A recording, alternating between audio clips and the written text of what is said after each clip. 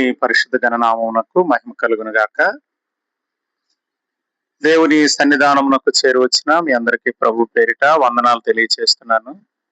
దేవుని వాక్యంలో నుండి ఒక మాట మనం చదివి ముందుకు వెళదాం. పరిశుద్ధ గ్రంథంలో కొరింథీయులకు రాసినటువంటి మొదటి పత్రిక 1వ అధ్యాయము 27వ వచనాన్ని చదువుదాం. ఏ శరీరయు దేవుని ఎదుట అతిశయింపకుండునట్లు జ్ఞానులను సిగ్గుపరచుటకు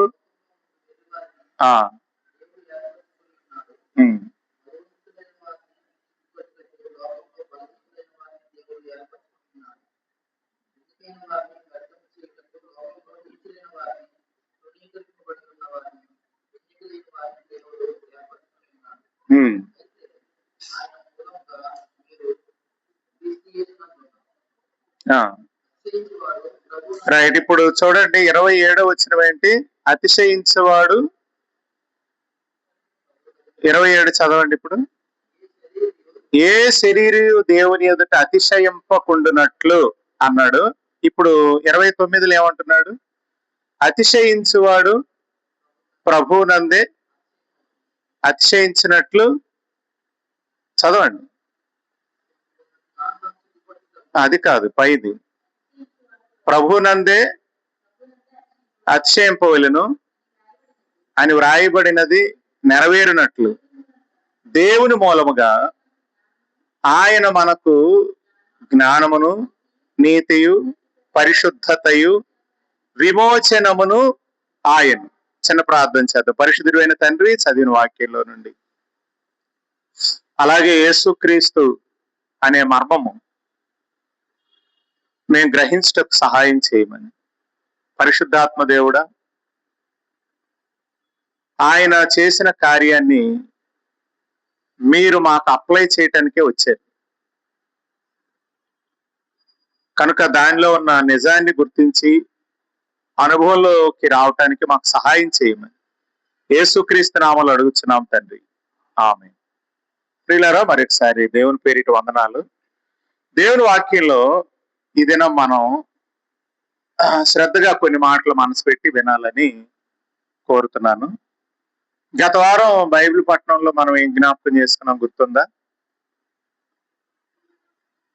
అసలు మీరు దాన్ని విన్నారా?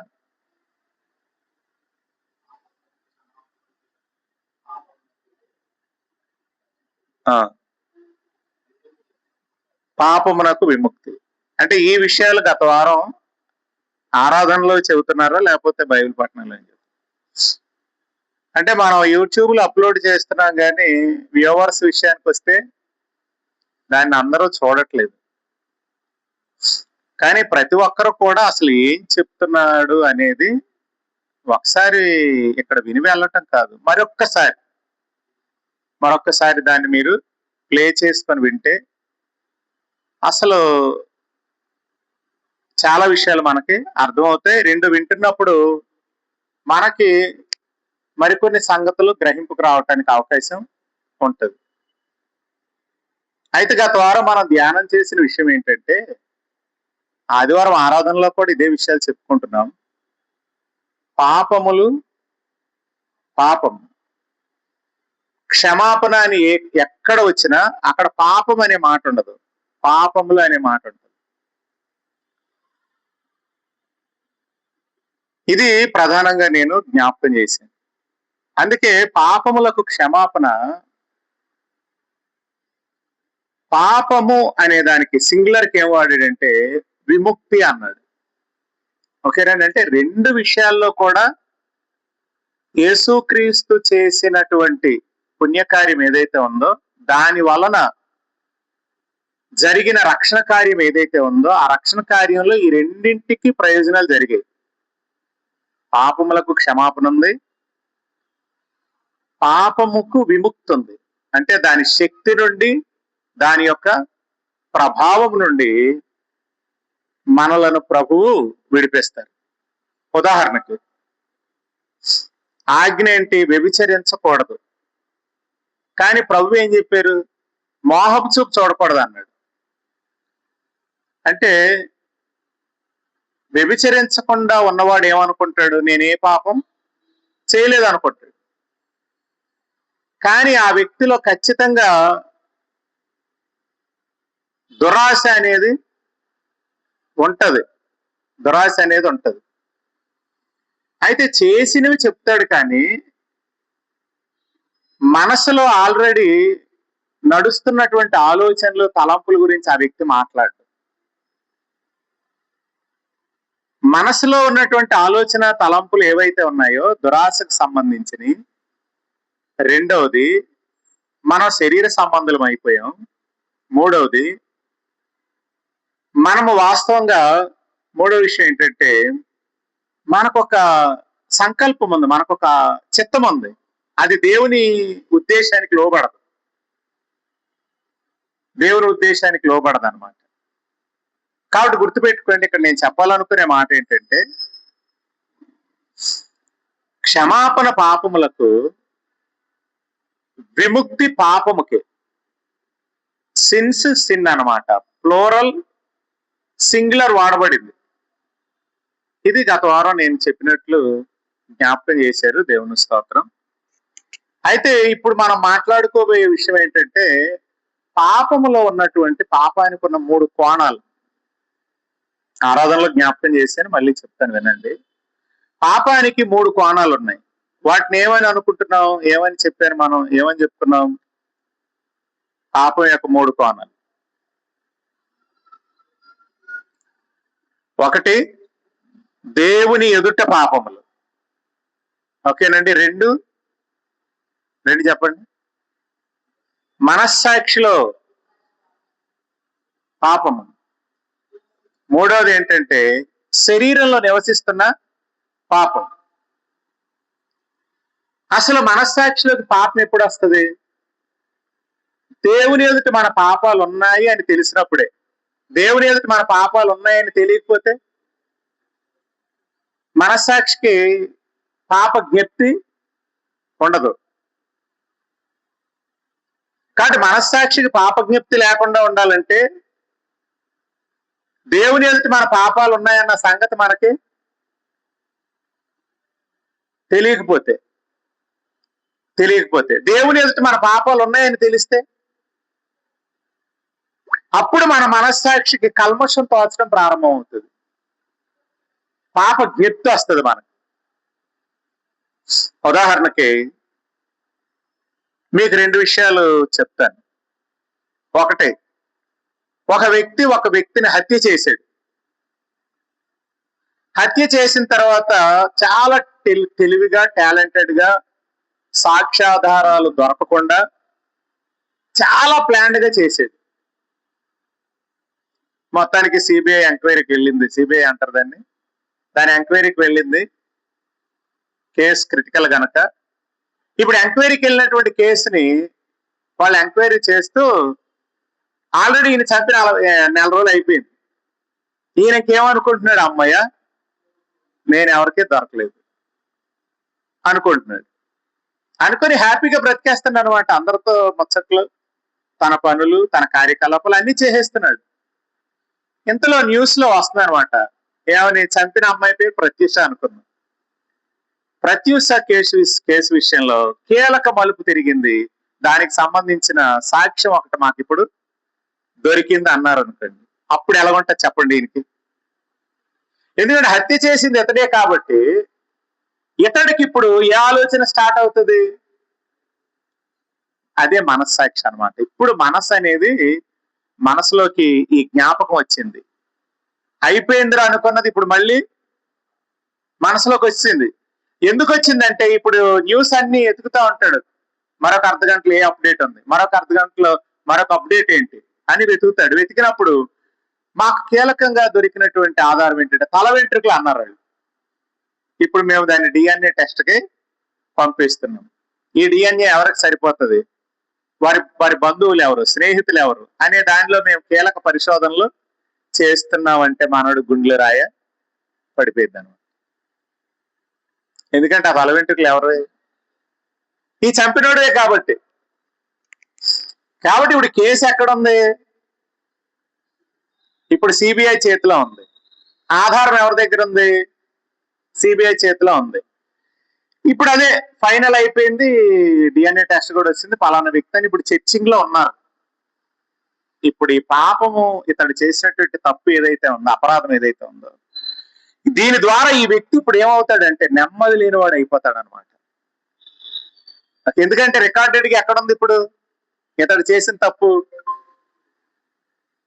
ఆల్రెడీ స్టేషన్ లో నమోదు అయిపోయింది, అధికారుల దగ్గరికి వెళ్ళిపోయింది. ఓకే అండి. అలాగే రాంగ్ పార్కింగ్ చేసావు అనుకో, చక్కగా బండి తీసి ఇంటికి వచ్చేస్తావు. ఓ పూట తర్వాత నీకు ఫోటో వస్తుంది. అప్పుడు నీకేమవుతుంది? అమ్మాయి అయిపోయినరా అనుకుంటా. ఇప్పుడు నేను ఎంత కట్టాలి? 1000 రూపాయలు కట్టాలి ఫైన్ అనుకోండి. కానీ ఇప్పుడు నీకు బెదురు బాధ ఎప్పుడు కలుగుతుంది? అది అక్కడ నమోదైందని తెలిసినప్పుడే కదా. గమనించండి, మనుషులు చేస్తున్నటువంటి పాపాలు మొట్టమొదట ఎక్కడ నమోదవుతాయి అంటే దేవుని దగ్గర. కానీ దేవుని దగ్గర నా పాపాలు ఉన్నాయన్న సంగతి ఎవరికి తెలీదు? నాకు తెలీదు. కానీ ఇప్పుడు ఉన్నాయనే విషయం నాకు తెలిసింది అనుకోండి, ఇప్పుడు నాకు మనస్సాక్షి కల్మషంతో వస్తుంది. రెండోది, నాకు ఇప్పుడు పాపజ్ఞప్తి అనేది వేదన కలిగిస్తుంటది అనమాట. ఎందుకంటే దేవుడు ఎవరు? నీతిమంతుడు.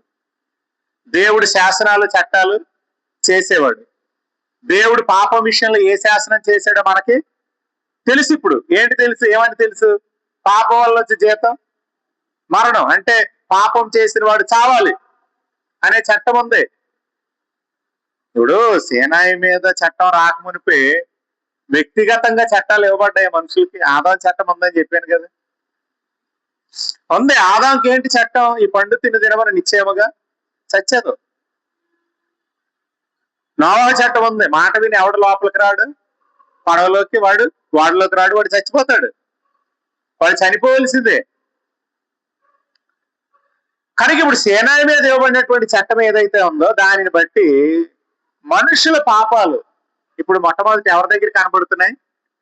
దేవుని దగ్గర. దేవుని దగ్గర ఉందన్న విషయం నాకు తెలిసినప్పుడు నా మనస్సాక్షిలోనికి పాపాలన్నీ వస్తాయి అన్నమాట.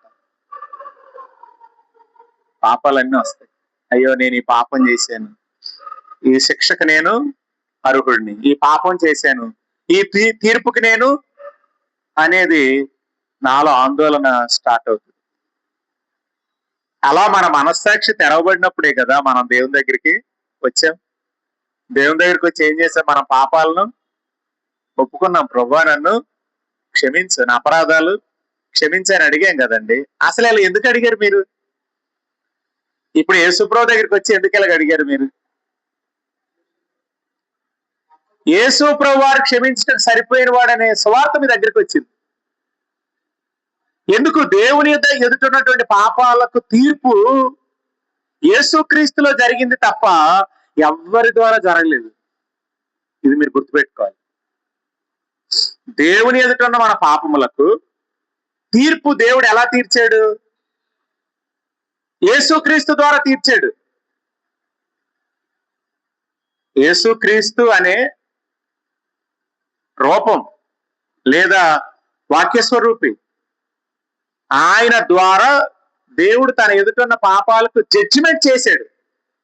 ఇప్పుడు ఈ విషయం నాకు ఎప్పుడైతే తెలిసిందో అప్పుడు నేను యేసుప్రభు దగ్గరికి వచ్చి ఏం చేస్తున్నాను? నన్ను అయ్యా, ముందుగా యోహాను 1:1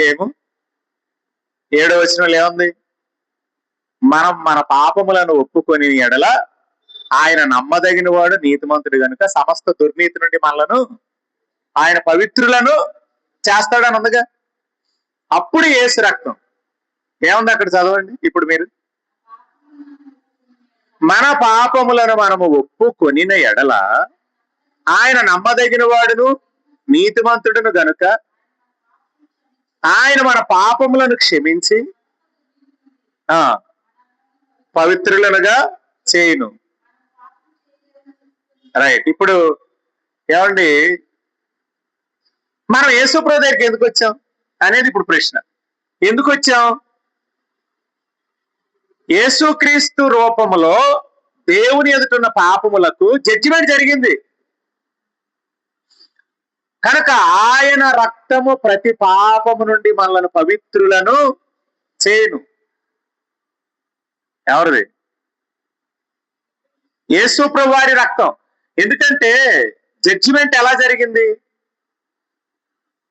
యేసు ప్రభువారి మీద మోపబడిన పాపములకు యేసు ప్రభువారికి తీర్పు జరిగింది. యేసు ప్రభువారి శిక్షా విధిని అనుభవించారు. శిక్ష కాదు, శిక్షా విధి అంటే ఖండముడు అనమాట. శిక్షా విధిని ఆయన అనుభవించాడు. కనుక యేసు ప్రభు దగ్గరికి వచ్చి మనం పాపములను ఒప్పుకొనుట ద్వారా ఆయన రక్తం ప్రతి పాపం నుండి మనల్ని పవిత్రులను చేయుట అనే దానికి మునుపు దేవుని ఎదుటున్న పాపములకు యేసుక్రీస్తు రూపంలో జడ్జిమెంట్ జరిగింది. అది మెయిన్. కనుక ఇప్పుడు దేవుని ఎదుట మన పాపములకు జడ్జిమెంట్ అయిపోయింది కాబట్టి మనము జడ్జిమెంట్ ఎవరి ద్వారా జరిగిందో ఆయన దగ్గరికి వచ్చి వేడుకున్నాం కాబట్టి ఇప్పుడు ఆయన రక్తం మన ప్రతి పాపం నుండి మనలను పవిత్రలు చేసింది. కనుక ఎట్టి పాపి అయినా సరే దేవుని ఎదుటున్న పాపములకు అతడు చనిపోవలసిందే. ఎటువంటి వ్యక్తి అయినా సరే దేవుని ఎదుటున్న పాపములకు ఆ వ్యక్తి చనిపోవాలి. అదే చట్టం, శాసనం. ఆయన సర్వభౌమాధికారి, ఆయన నీతిమంతుడు కాబట్టి ఆయన ఆ పని చేస్తాడు. ఎందుకంటే ఆయనలో నీతి అనేది ఒకటి ఉంది, గుర్తుపెట్టుకోండి.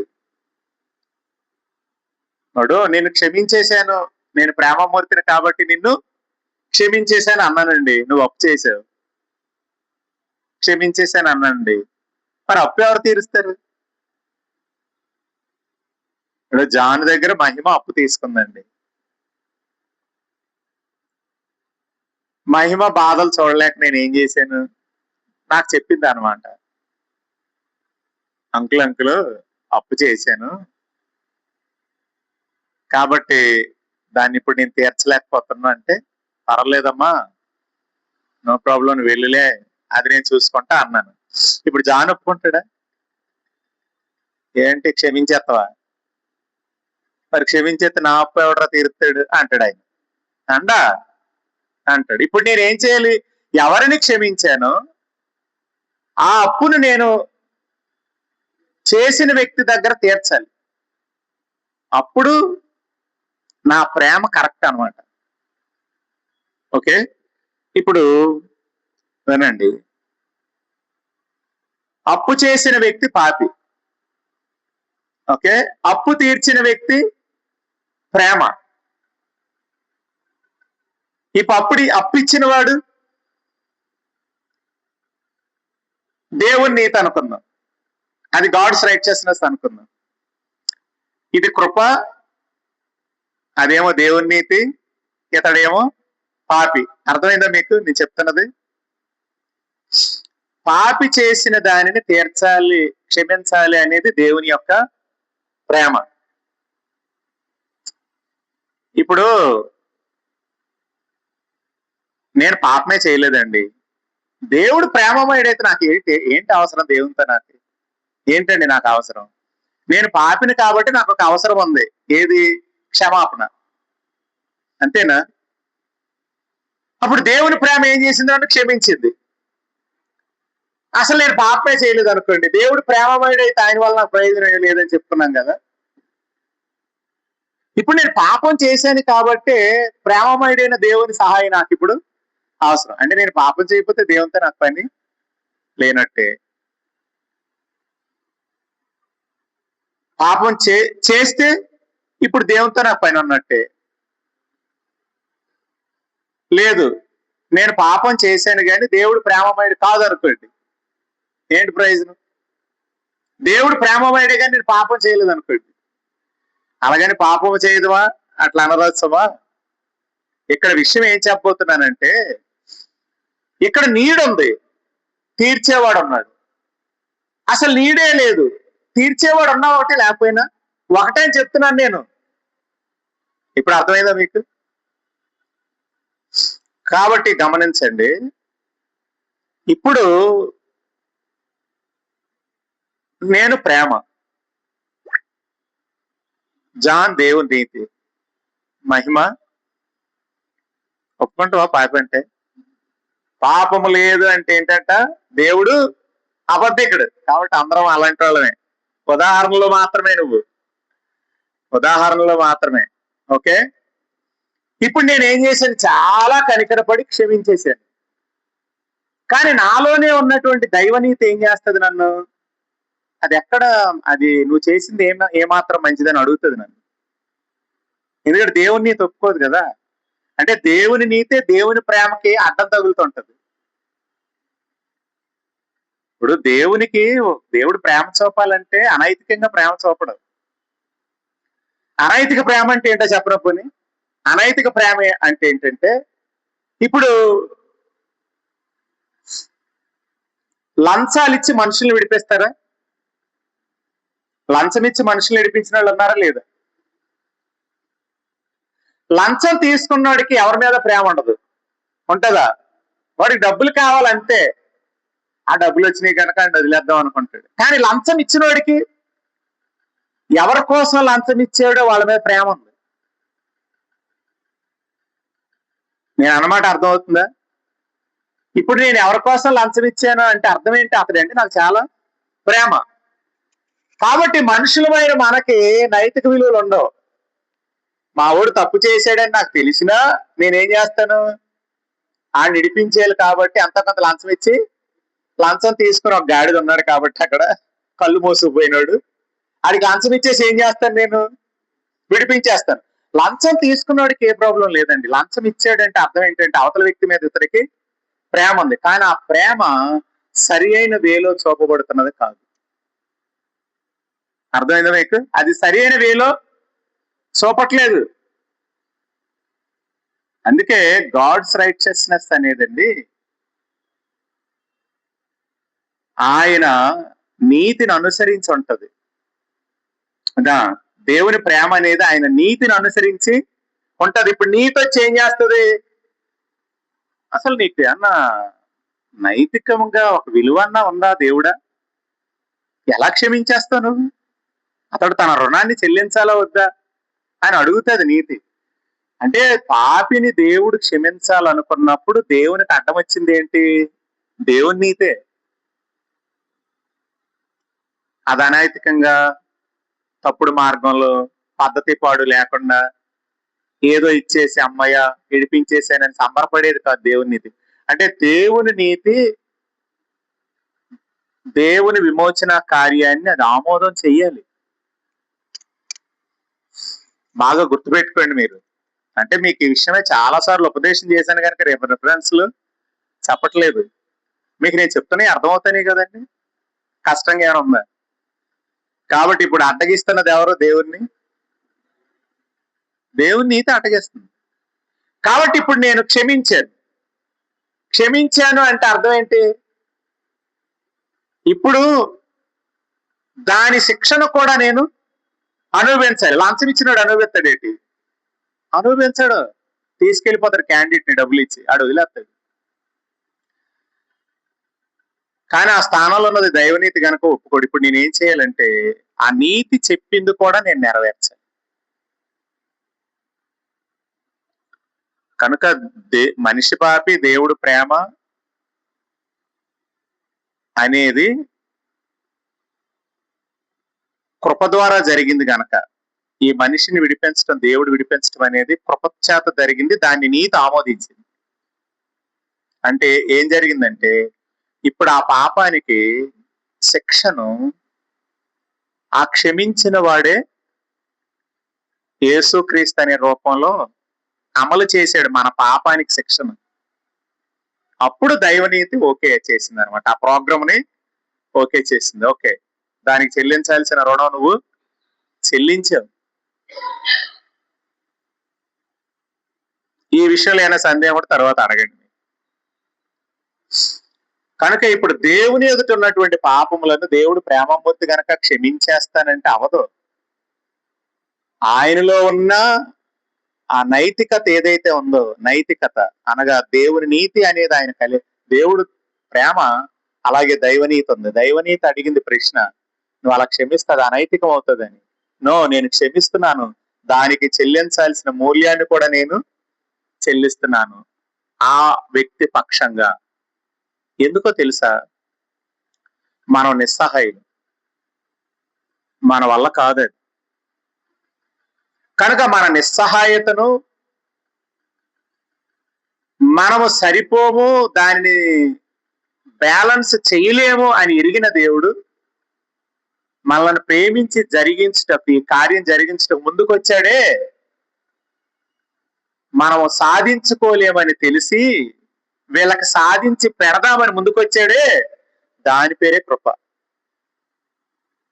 దేవుని స్తోత్రం. కనుక దేవుని ప్రియులారా, మీ క్షమాపణ అనేది ఉత్తనే జరిగిపోలేదండి.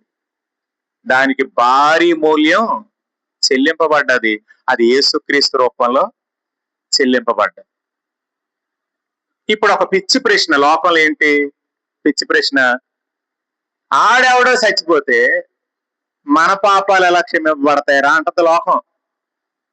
దీనికి ఆన్సర్ చేస్తాను నేను, మీరు గుర్తుపెట్టుకోండి. ఇప్పుడు ఏమండి, ఆ యేసు ప్రభు అంట ఆయన చచ్చిపోయాడంట, ఆయన చచ్చిపోతే మన పాపాలు, అసలు ఆయన చనిపోతే మన పాపాలు క్షమింపబడటం ఏంటి?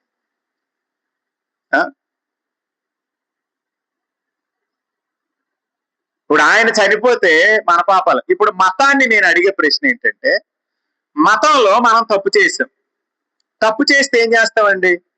కోడి పిల్లో, మేక పిల్లో, గొర్రె పిల్లో, పావురం పిల్లో తీసుకెళ్లి మన పక్షంగా చంపుతున్నామా లేదు? పోనీ అలా చేయట్లే, ఒక నైవేద్యము, అభిషేకము, నైవేద్యం లేదా అభిషేకం చేస్తున్నామా లేదా? దేనికి? మరి అదేంటి? నువ్వు తప్పు చేస్తే నీ కొరకు గొర్రెపిల్ల రక్తం సరిపోతుందని మతం చెప్తే నమ్ముతున్నావు కదా. మరి అలాంటిది విశ్వాసంలో, దైవనీతిలో దేవుడే మన పాపముల కొరకు జీవ ప్రదాత, జీవ ఉత్పత్తికి కారకుడైన వాడు. సమస్తం ఆయన మూలంగా కలిగి ఉన్నది ఏది ఆయన లేకుండా కలుగులేదు. ఆయనలో జీవం ఉంది, ఆ జీవం మనుషులకు వెలుగై ఉంది. ఆ జీవ ప్రదాతే జీవం ఇచ్చిన వాడి కొరకు ప్రాణం పెట్టాడంటే నమ్మవా? మరి నీది బుద్ధిహీనతనాలో అనకూడదు. మతంలో గొర్రెపిల్ల నీ కొరకు ప్రాణం పెడితే, మేకపిల్ల ప్రాణం పెడితే దాని రక్తం నీకు సరిపోతుందిగా. మరి అలాంటప్పుడు ఇది ఎందుకు సరిపోదండి? ఇది మతం అడిగే వరకు మనం చేయాల్సిన ఆన్సర్. అందుకే మత ధర్మంలో బలి సరిపోయింది, మరి విశ్వాస ధర్మంలో యేసుక్రీస్తు బలి సరిపోతుంది. మత ధర్మంలో గొర్రె, మేక, పొట్టేలు, దూడ, ఎద్దు సరిపోతాయి. నైవేద్యం, నైవేద్యం లేదంటే ఓ అభిషేకాలు, అర్చన సరిపోతాయి. మరి విశ్వాస ధర్మంలో దేవుడే మన కొరకే కార్యం చేశాడంటే నమ్మనివ్వకుండా చేస్తున్నది ఏదో తెలుసా? మతములో ఉన్న యుగ సంబంధమైన దేవత మనకి గుడ్డితనం కలుగు చేస్తుంది. అది నమ్మేస్తుంది, దీన్ని మాత్రం నమ్మనివ్వట్లేదు. ఇది నమ్మితే సువార్త ప్రకాశం వారి కన్నులకు ప్రకాశిస్తుంది, వారి చీకటి తొలగిపోతుంది. కానీ దీనిని నమ్మనివ్వట్లేదు. అసలు పాపమే లేదన్నోడితో మనం ఇంకా మాట్లాడటమే వేస్ట్. పాపం ఏంటండి బోడి అన్నాడంటే, మరి లోకంలో చట్టాలు ఎందుకున్నాయి? పాపం ఉండబట్టే కదా ఉన్నాయి. దీన్ని ఎంత వెర్రిగా ఎలా నమ్ముతావు? చట్టాల్లో ఉన్నటువంటి పరిధులు, మన చట్టాల్లో ఉన్నటువంటి మెట్లు ఆలోచన చేస్తే, ఒక తప్పుకి కొంత అమౌంట్, మరొక తప్పుకి అమౌంట్ జైలు శిక్ష, మరికొన్ని తప్పులకి ఉరి శిక్ష. అమౌంట్ ఇచ్చిన రాదు. మరి న్యాయస్థానాలు చెప్తున్నాయిగా. మరి ఈ న్యాయము అనే వ్యవస్థ వచ్చిందే దేవుని దగ్గర నుండి. మరి ఆయన నీతి గలవాడు కనుక ఇటువంటి న్యాయాలు, చట్టాలు, ఆజ్ఞలు, శాసనాలు చెప్పాడు. 613 ఆజ్ఞలు ఉన్నాయి. మరి అయితే నేనేం ఫైనల్ గా మీకు చెప్పాలనుకునే మాట ఏంటంటే, ఈ రోజు మనం డీల్ చేస్తున్నది డీల్ విత్ సిన్ అనమాట. సిన్తో ఆయన పాపములతో ఆయన ఎలా ఆ డీల్ చేసాడు అనేది మనం ఆలోచన చేస్తున్నాం. మొట్టమొదటి ఇప్పుడు మనం ఏం విన్నాం? దేవుని ఎదుట పాపములకు యేసుక్రీస్తు రూపంలో తీర్పు తీర్చబడింది కనుక యేసుక్రీస్తు దగ్గరకు వచ్చి మనం పాప క్షమాపణ అడుగుతున్నప్పుడు మనం విడుదల ఆ మాట చెప్పాలి. విడుదల తర్వాత మాట యేసుక్రీస్తు దగ్గరికి వచ్చి మన పాపాలు ఒప్పుకున్నందున మనం విడుదల చెప్పండి. మీరు విడుదల పొందుతారా? పొందుతూ ఉన్నారా? పొందారా? పొందాం. మన పాపములకు విడుదల జరిగిపోయిందని నమ్మకపోతే చాలా విషయాలు మనం అనుభవించాం. ఇదే నిజం, అదే నిజం. కాబట్టి ఇప్పుడు దేవుని ఎదుటి పాపాలు ఏమయ్యాయి? కానీ దేవుని ఎదుటి పాపాలను దేవుడు మనల్ని క్షమించాలనుకున్నప్పుడు దేవునికి అడ్డం వచ్చింది ఏంటి? ఆయన నీతే, దేవుని నీతి అనే పదాన్ని నిర్వచించడానికి చాలా ప్రయత్నాలు జరిగాయి. అసలు ఏంటి అసలు గాడ్స్ రైచియస్నెస్ అంటే ఏంటి అనేది చాలా కాలం అర్థం అవ్వాలి ప్రజలకి. కానీ పరిశుద్ధాత్ముడు దాన్ని రివీల్ చేశాడు తన సేవకులైన ప్రవక్తలకి. దేవుని నీతి అంటే ఏంటో చెప్పాడు. కానీ దేవుని నీతిని, స్వనీతిని బోధించే సంఘాల్లో దేవుని నీతిని ఈరోజు వెలుగు దోతలు అనమాట. వెలుగు దోతలు మరుగు చేస్తున్నారు. అందుకే సంఘంలో బోధకులే, కానీ వీళ్ళు దేవుని నీతి అంటే ఏంటి వాళ్ళకి ఎప్పటికీ తెలియదు. దేవుని నీతి నిర్వచించండి, అప్పుడు తెలుస్తుంది దాని గొప్పతనం. కనుక సాతాను తానే వెలుగుదోత వేషం ధరించుకున్నాడంటే అర్థం ఏంటో తెలుసా? ఆ వెలుగుదోత వేషాన్ని ఏమన్నాడు? 11:14 కొరింథీయులకు రాసిన 2వ పత్రికలో నీతి పరిచారకుల వేషం అన్నాడు. ఏ నీతి?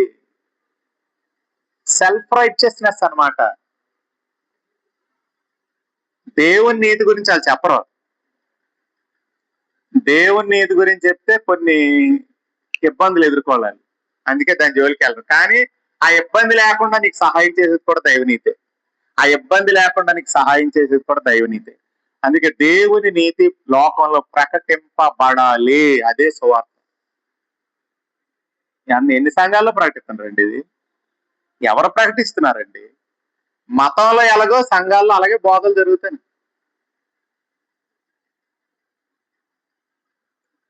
కాబట్టి ఇప్పుడు దైవనీతికి జడ్జిమెంట్ జరిగిందా లేదా? దేవుని నీతి అడ్డం వచ్చి ఇప్పుడు దానికి తీర్పు తీర్చడం ద్వారా మనం ఏమయ్యాం?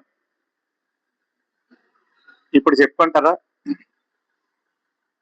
మీకు 2 వచనాలు ఒకసారి చదవండి. ఇప్పుడు మీరు చదివిన కొరింథీయులకు రాసిన మొదటి పత్రిక 1:27 కాకుండా దాని తర్వాత ఒక వచనం చదివారు. 31 చదివారు కదా, అది అలా గురించి ముందు ఇప్పుడు 4:2 చదవండి. రోమపత్రిక 4:2 చదవండి.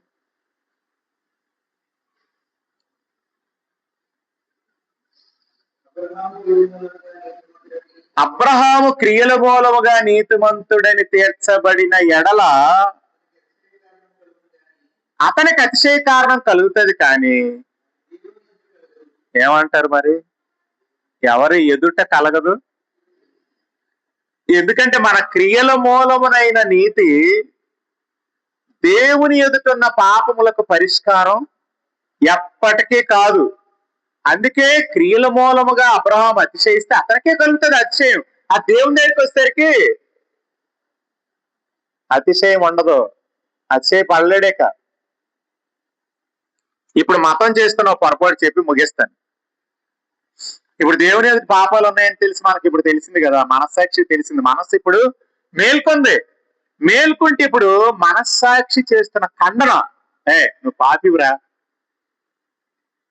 అని ఇప్పుడు తప్పు చేసిన దాన్ని అది ఖండిస్తుంటది కదా. ఖండిస్తుంటే వెళ్ళాల్సిన వేలు 2 ఉన్నాయి. కానీ ఈ మనిషి ఎన్నుకున్న వే ఏంటో తెలుసా? మార్గం లంచం ఇవ్వటం మొదలెట్టాడు మనస్సాక్షికి. ఈ మార్గంలో వెళ్తాడు. దీని పేరు ఒక మోక్షం. ఇదొక రకమైన మోక్షం. ఏంటి? మనస్సాక్షి ఖండిస్తుంటే మనస్సాక్షికి ఏమిస్తున్నాడు? లంచం ఇస్తున్నాడు. ఏ రూపంలో ఇస్తున్నాడు?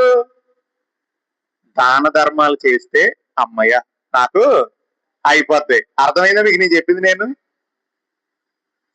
మనస్సాక్షి చేస్తున్న నేరారోపణను, అది ఖండిస్తున్న ఖండనను, అది చేస్తున్న గద్దింపును అణిచేయటానికి మనిషి కనుగొన్న మోక్షం పేరే ధర్మకార్యాలు, దాన ధర్మాలు. వీటిని చేస్తే మనకి మోక్షం వస్తుంది. ఎందుకంటే మనం తప్పులు చేసాం కాబట్టి అంటారు. ఒరే బాబు, నువ్వు చేసిన తప్పులకి ఇవి చేస్తే మోక్షం రాదురా. నువ్వు చేసిన తప్పులు ఎక్కడున్నాయి? దేవుని దగ్గర ఉన్నాయి. ఈ క్రియలు చేస్తే నీకు అక్షయం కలవచ్చు. ఇది చేశాను, అది చేశాను, ఆహా ఓహో అని. కానీ దేవుని దగ్గర కలగదు. ఎందుకంటే దేవుని దగ్గర పాపాలకి ఈ నీతి సరిపోదు, ఈ నీతి సరిపోదు. దైవ నీతికి ఈ నీతి సరిపోదు. కనుక మనుషులు ఏం చేస్తున్నారు? లంచమిచ్చి మనస్సాక్షి నోరు మూయించేస్తున్నారు. దీనికి పెట్టిన పేరే మోక్షం. ఇదిగో నువ్వు తప్పులు చేసావా? పుణ్యాలు చేయి. పుణ్యాలు చేస్తే నువ్వు క్షమింపబడిపోతావు. చాలా తప్పు ఇది. ఇది ఒక పెద్ద అబద్ధం. ఇది దేవుని ఎదుటున్న పాపములకు ఈ వే ఎన్నుకుంటున్నాడే, ఈ వే సరికాదు, ఈ మార్గం సరికాదు, ఈ పద్ధతి సరికాదు, ఈ ఆలోచన విధానం సరికాదు. మరి ఏది సరిపోయింది? ముందు నేను చెప్పింది సరిపోయింది. ఆ దైవ నీతి, దేవుని ఎదుటిన పాపములకు దైవ నీతి చేసిన శిక్ష ఒకటి ఉంది. ఆ శిక్ష, ఆ బలికార్యం, ఆ పుణ్యకార్యం, ఆ పుణ్యం ఈ పాపాలకు సమాప్తి. కనుక ఆ పుణ్యం చేసిన వాడి దగ్గరికి వస్తేనే ఇక్కడున్న రికార్డుల పాపాలు తుడిచివేయబడతాయి. దేవునికి మహిమ కలుగును గాక. అది నేను పొందాను, అది మీరు పొందారు. లోకానికి అర్థం కాక ఎర్రి మొర్రి కేకలు పెడుతుంది అనమాట. మనకు బుద్ధి లేదని. మనకు బుద్ధి లేదు అనుకుంటున్నారు. వారు లంచం ఇచ్చి ఏం చేస్తున్నారు? మనస్సాక్షి నోరు మూయిస్తున్నారు. అయితే అబ్రహాంతో దేవుడు ఏం చెప్పాడు? క్రియల మూలంగా అబ్రహాముకి నీతి కలిగితే అతిశయ కారణం అతనికి ఉంటది, కానీ అది దేవుని ఎదుట ఉండదు. ఇప్పుడు 36 చదవండి. కొరింథీయులకు రాసిన మొదటి పత్రిక. ఏమండి? అతిశయించువాడు ప్రభువునందు అతిశయింపవలెనని వ్రాయబడింది నెరవేరినట్లు దేవుని మూలముగా ఆయన మనకు జ్ఞానము, నీతి, పరిశుద్ధత ఎవరి మూలంగా? దేవుని మూలముగా. అబ్రహాము నీతి ఎలాంటిది? తన క్రియల మూలముగా. దేవుని నీతి ఎలాంటిది? దేవుని నీతి ఎలాంటిది?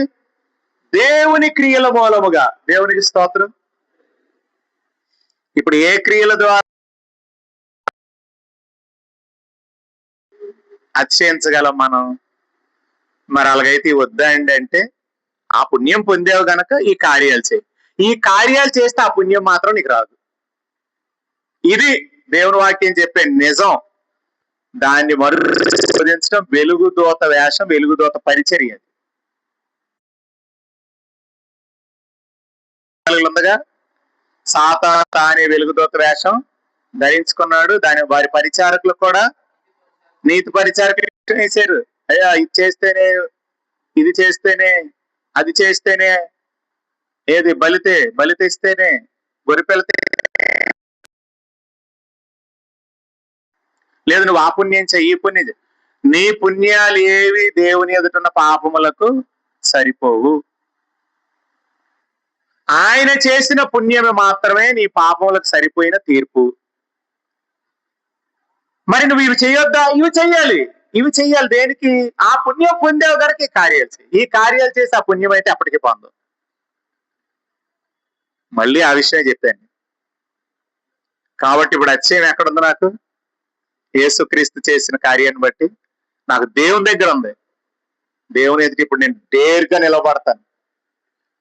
ఎందుకో తెలుసా? ఆయన బలి రక్తం. ప్రభువా, ఎందుకంటే అది ఎప్పటికీ మీకు అందదండి. ఏ మనిషి అందుకోలేడండి. అది ఆయన మాత్రమే చేయగలరు. కనుక ఆయన నీతి ఇప్పుడు నిమ్మలించింది అనమాట. దేవుని స్తోత్రం. కాబట్టి ఇప్పుడు దాన్ని ఏమన్నాడు? దైవనీతి అన్నాడు కదా. దాన్ని ఏమన్నాడంటే దేవుడు తన నీతిని కనపరచాలని కూడా అన్నది వాక్యంలో. ఎక్కడ? 23 రోమపత్రిక 3:24, 26 చదవండి. దేవుడు తన నీతిని కనపరచాలని ఉంటది. తన నీతిని కనపరచాలని ఉంటది వాక్యంలో. ఓకే, ఈ వాక్యం వినేవాళ్ళు ఎవరైనా కింద కామెంట్లు కూడా చేయండి యూట్యూబ్ లో, మీకు ఏమైనా డౌట్ ఉంటే. దాన్ని ఇంకా వచ్చే వారం నేను పరిష్కరించే ప్రయత్నం చేస్తాను. దేవుడు మేము దీవించును గాక. Thank you. God bless you. పరిశుద్ధుడా తండ్రి, మీకు స్తోత్రాలు. ఈ దినం ప్రకటింపబడిన వాక్యం ఫలింప చేసి మేలుకే మమ్మల్ని జ్ఞాపకాలు ఉంచుకోనమని. ఇది ఎవరైతే ఈ యూట్యూబ్ ద్వారా వింటున్నారో, వారికి సందేహాలు ఉంటే వారి కామెంట్ రూపంలో కూడా చెప్పడానికి మనసు ఇవ్వండి. ఎందుకంటే నీ నీతి అనేది మాకు అతిశయాన్ని కలిగించేది. మా నీతి అనేది మీ ఎదుటి ఎప్పటికీ అతిశయ కారణం కాదు, అది మురికి గుడ్డతో సమానం. కనుక నీ అందే మేము అతిశయించాలి, నీ నీతి ద్వారానే మేము నీతిమంతులమని ఎంచుకోవాలి. ఈ మహిమకు సంబంధించిన జ్ఞానంతో అందరినీ నింపమని యేసుక్రీస్తు నామములో అడుగుచున్నాము తండ్రి. ఆమేన్.